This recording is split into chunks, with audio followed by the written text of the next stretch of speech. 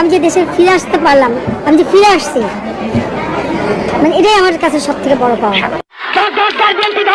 দেশে ফিরছে শেখ হাসিনা, দেশে ফিরছে সাবেক প্রধানমন্ত্রীর যত নেতাকর্মীরা ছিল যারা পালিয়ে বেড়াচ্ছে বিভিন্ন দেশে চলে গেছে, তারা কিন্তু দেশে ফিরতেছে।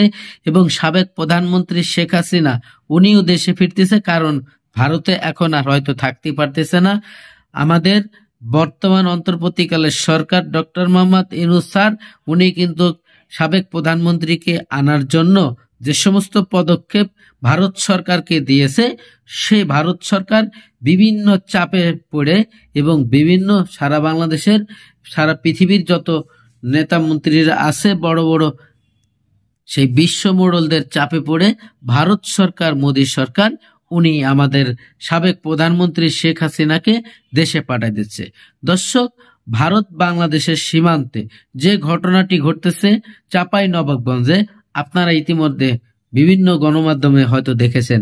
এখানে কি হয়েছিল, কিছু ভারতীয় সেনা সদস্যদের সাথে কিছু স্থানীয় উগ্রপন্থী হিন্দু বাংলাদেশে ঢুকে যে কাণ্ডব চালিয়েছে, সেই কাণ্ডবে কি কি ক্ষতি হয়েছে সারা বাংলাদেশের, আপনারা শুনলে অবাক হয়ে যাবেন।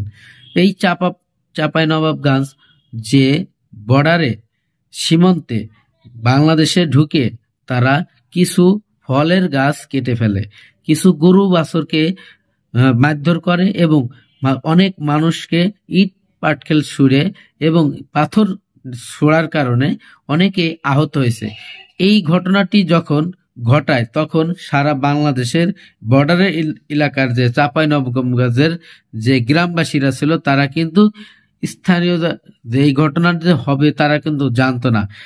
পরিকল্পিতভাবে ভারতের যে বিজিবিরা আছে, ভারতের যে বিএসএফ, ভারত আর বিজিবি, তারা পতাকা বৈঠকের মাধ্যমে জিনিসটা সমাধান করতে চেয়েছিল, কিন্তু কিছু উগ্রপন্থী হিন্দুরা এসে এই ঘটনাটি ঘটেছে।